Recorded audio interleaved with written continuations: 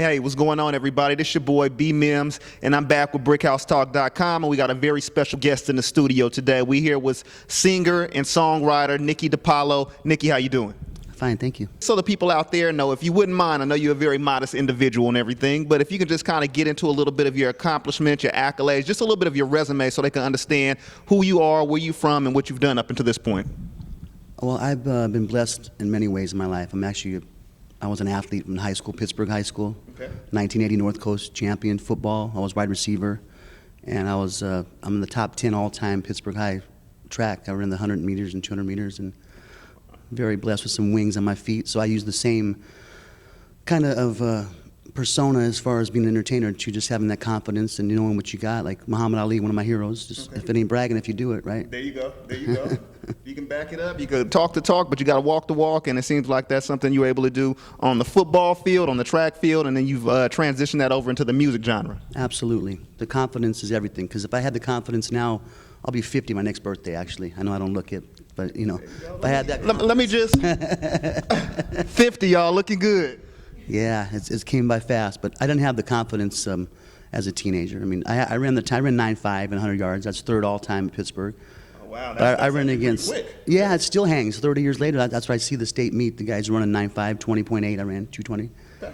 So, but I didn't have the confidence. I could have done a lot better if I had more confidence. Okay. And people don't understand that, especially when you're talking about whether it's sports or entertainment, confidence, or what we refer to as swagger nowadays, that carries you a long way. I mean, as far as stage presence is concerned, as far as just being out there and believing in yourself and just knowing that you have a certain ability to do things. So just kind of elaborate on that a little bit more. How has your confidence grown, and how has that helped you as far as this genre in music, or maybe even as an athlete? Well, Brian, I got to tell you the truth. Some people think it's arrogance, you know, but they don't understand because they're not doing it. Right. And like I'm doing this Monday coming up, the A's game, national anthem again, and there's 35,000 people in my face. If I don't think I'm, you know, the man, then they're going to laugh me off the field. And that's true. I mean, if you don't believe in yourself, first off and foremost, you can't really expect anybody else to believe you as well. And I actually am a firm believer that I think you can exude confidence without even saying anything sometimes. It's your body language, your demeanor, how you walk and captivate a room, you know, because it's something I'm very familiar with myself, in case you haven't noticed.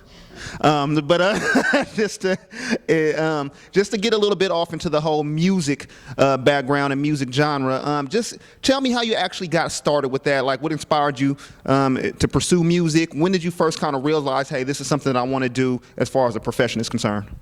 Well, actually, when I was a young child, at 11 years old, I got to see Elvis Presley live at Lake Tahoe. My parents took me, and that just touched me. The energy, the whole vibe of the persona is the word I like to use. And I said, I want to do that when I grow up, you know. So, and then at 19, 20, after my high school career, I got hurt in the Coliseum, actually. We won the North Coast that year, but I separated my shoulder. Oh, wow. So I was down for 2 years. I had surgery and everything. So I went to junior college and pursued music, and I was 20 years old. And my mom always said, you better get a job, too. I said, Mom, I want to be a singer when I grow up. I mean, I'm going to make it. Okay. You know, I never had nothing to fall back on. And I've been blessed for almost 27 years to just do this for a living. I mean, I do choose to have a job now, too, because it does make things easier as far as financing all my projects. I do it myself. Right. It's tough being the executive producer, but, you know, I'm doing it. Well, actually, I like to wear all the different hats, and it's something that, like I said, I own my own feelings. When you own something, your soul, your emotions, and I've been blessed my whole life, and I believe in a higher power, and I always believe that that's the way what things come my way for, you know. Yeah, that's what's up. Shout out to the man upstairs, God. Definitely got to give it up to him, because without him, he is the creator, he is the father. Nothing will come into existence. Nothing goes on without his knowledge and his blessings. So that's what's up. Beyond that, you said that you had a chance to see Elvis. Did you actually get a chance to meet him as well, or was it that you just kind of went to go see his show, and it was at that moment you kind of caught as what a lot of actors refer to as the bug? No, I didn't get a chance to meet him, but I felt his energy from about 50 yards in the audience. But I did meet Frank Sinatra in 1988 at Bally's Reno. That was an experience. Okay, how was that? How did that come about? I was in the bathroom, actually, and here comes his entourage, and they're like, I heard what someone say, are you almost done? And I said, I'll be right, but I turned around, and it was Frank, and his blue eyes just went right through me. And we had front row seats, and it was awesome because he ended up being really vibing with me the whole night. And I shook his hand. The last guy, when the show was over, he came to me first and just said, you guys go to the bathroom, I'll meet you in the bathroom. He's joking with me, and I shook his hand. I was like, just a great moment for me. And I met Smokey Robinson, I met Luther Vandross, all these wonderful artists who I try to take a little bit of everybody. Being from Pittsburgh, very diverse community, soulful. I grew up in the 70s. Okay. So I got a little bit of everybody in me. Okay, so with that being said, you just went ahead and mentioned a couple of people who you've met and you've come across as far as being in this music game. But who has inspired and influenced you the most? Who have you kind of looked up to and be like, you know what, I really like this about this person. I really like how this person does that. Any names? Well, growing up, my mother, again, was my biggest influence as far as she knew who the people were to listen to. She loved Judy Garland, Sinatra, Elvis, and the Motown sound, Barbra Streisand. So I grew up listening to all these legends. And personally, Elvis did it for me. Okay. Yeah. Okay. And what did you like about Elvis? Was it his style? Was it his charisma? Was it how he was it his pitch? I mean, what was it? His voice is like no other. I mean, there's so many people that emulate him now, the impersonators, but there was no one like Elvis. I mean, his tone, everything about him, just his whole spirit. Okay, so let's switch gears and actually talk about some of your independent projects. I know you've put out, was it 3 CDs so far? Actually, I got 6 projects out there. Wow, 6. That's big. Okay, so tell me about the very first project. How did that get started? What made you decide that you were ready to actually go put out material for the world to hear? Well, I got divorced. I was married for almost 9 years, and the divorce, as it does for many people, it inspires you in certain ways. But I wrote a few songs prior to that, and I really wanted to pursue it. I had my own business at the time. I had my own clothing store in my hometown of Pittsburgh. But when I got divorced, I just closed the store and went full blown for the music, and that took about 1.5 years to produce. Jerry Stucker, wonderful artist and producer himself. The first 3 projects he did all my projects, and he's known throughout the region. San Francisco, guitar player, played with Herbie Hancock from Chicago years ago. Okay. And he got Ernie Watts on saxophone. One of my last projects went to Capitol Records. Okay. So shout out to Jerry Stucker, wonderful producer and friend. Okay, so again, I know you're a very modest man, but if you could just please touch on like just some of the accolades and accomplishments that you've received throughout the years. I understand that you were booked at a couple of different hotel casinos for a few years straight, and that you received a couple of awards and things of that nature. So just go ahead and give people just a little bit, just a sample of the resume so they can understand what caliber man I'm talking to right now. Thank you. I played the Peppermill Casino in Reno, and I had a 2-year contract there, and I was armed with 500 songs, just background tracks, full to my own, arrangements. And some people would, what is this, karaoke? I'm like, no disrespect, dude, there's no words over here. You see any words up here? And that's the number one question I get is how do I know all the words, all the songs? And that's a blessing. I think when you learn something young, it stays with you. Right. And I was there for 2 years, and Reno Magazine voted me Best Lounge Act of the Year 2002 as far as all the casinos and the lounges in Reno. Oh, there you go. And that was the honor. I really felt good about that. And I had a following. I was there 10 weeks out of the year. I played Hot August Nights, and then I would play the Italian Festival a week straight, 2 shows a night. Oh, wow. It was awesome. And then I got discovered by the Pipe Trades Union. I flew to Miami Beach. They took me out straight from Peppermill, Reno, went to the Fontainebleau Hilton, played there for 2 nights. It was incredible in 2001. Okay, nice. So out of all the things that you've done so far, all the venues that you've been to, what would you say, in your personal opinion, has been the most enriching experience so far? What are you most proud of as far as some of the venues that you've played? What is your moment as the entertainer, your signature moment as an entertainer that you can always point to, you know what, I did this, I played this, I went here, I rocked it, I brought down the house. What was that moment for you? Well, I'm proud to say there's more than one, but the Oakland Coliseum, playing there and doing our national anthem is the biggest thing you could do, because even Simon Cowell himself said that's the hardest song in the world to sing, and Nowhere to Hide. I'm doing it a cappella, and that's probably my 12th time coming up here.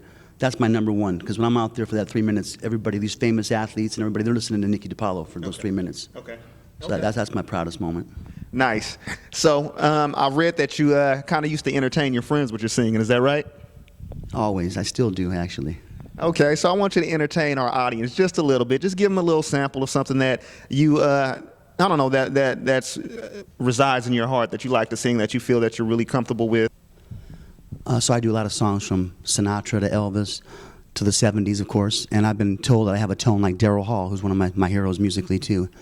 And he'll do the song, of course, their first number one song, I should say, is if you feel like leaving, you know you can go. Why don't you stay until tomorrow? If you want to be free, you know, girl, all you got to do is say so. When you feel cold, I got to warm you. And when you feel you can't go on, I'll come and hold you. It's you and me forever. Sarah, smile. Oh, won't you smile a while for me, Sarah? 'Cause you're a rich girl and you're gone too far, 'cause you know it don't matter anyway. Something like that. Thank you. Once again, y'all, we got to give it up for my man, Nicky DePaola. I bet y'all didn't even expect that type of voice beaming out this body right here, man. Sounded just like Daryl Hall. Man, that was a phenomenal job that you did, Nicky. Thank you. Oh, yeah, definitely. And you know what? You could do Daryl Hall better than Daryl Hall because you don't even have to rock the big, thick, buff mustache that he used to have back in the 80s. You remember that? Yeah, and all that hair. Oh, yeah. Oh, yeah. Big signature. Big hair, big mustache. Very sharp dresser. Look like you got something on from the Steve Harvey collection or something, perhaps. I don't know. But normally when you step out on stage, is there like a certain attire? Is there like a certain swag you like to bring to the stage? Or is it just kind of how you're feeling? I mean, just elaborate a little bit on that. Give me some details. Well, actually, if I could put my little hat on, too. Right, There you go. There you go. I work with Danny Daniels, the maestro. He's the sharpest dresser, my mentor, actually. I want to give a shout out to the maestro. We've worked together for 10 years this year, and it's all about presence, you know, to Dan, and that he just reiterated what I've always believed, and he's 10 years older than me. Okay. Wonderful keyboardist, Danny Daniels, and he's the founder of our band called Nicky D and the All-Stars, and that's why we dress sharp. So if you wouldn't mind, please tell the people out there, where can they see Nicky DePaola at right now? Like, how can they get in contact with you if they want to do any type of collaborations, any duets, if people want to send you music? I mean, what's the best way to reach you, and where can they come see you at?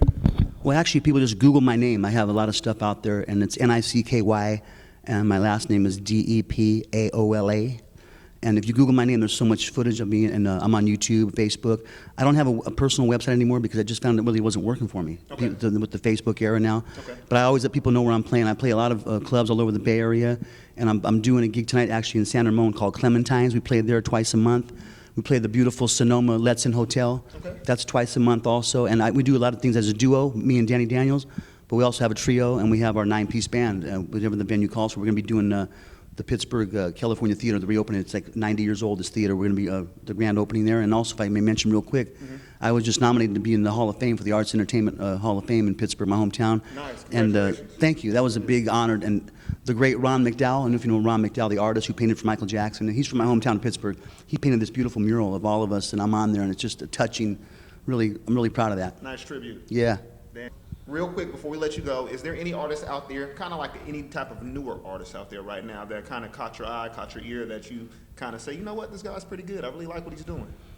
Well, I wouldn't say he's too new, but for me, he's new. Okay. Brian McKnight. I love Brian McKnight. I met him at 1999 at Concord Pavilion. Okay. Wonderful spirit, just a great energy. What's your favorite Brian McKnight song?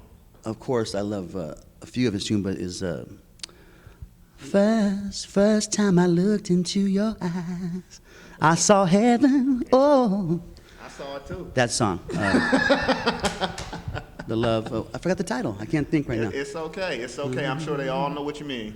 I don't know what you mean. Nicky, it's been a real pleasure. We appreciate you stopping by Brickhouse Talk. And if you wouldn't mind, just give a quick shout out to the camera, Brickhouse Talk, and let them. Thank you, Brickhouse Talk. Thank you, Ramonda, for finding me out there. You're more lovely in person than actually on your video. So I wanted to say that too, if I may. There you go. Special dedication. I want to say thank you, especially to all my friends and all my fans in the East Bay for almost 30 years of support. Frankie Abono, my best friend and my financier, if I may say so. He says don't tell nobody, but he's helped me many times on my projects. Brian Powell, my dear friend, BP. And of course my mother, who's never been nothing but wonderful my whole life, always supported me. And the first award I ever win, I'm going to give it to her, actually. And she still believes in me. She told me the other day, it was her birthday. She's 74 now, the 24th of September. She said, you know, son, I got to tell you, you never lost your fire. And you know what, Mom? I ain't never going to lose my fire because I'm a lot like you. Love you. There you go. Good job, man. Appreciate you.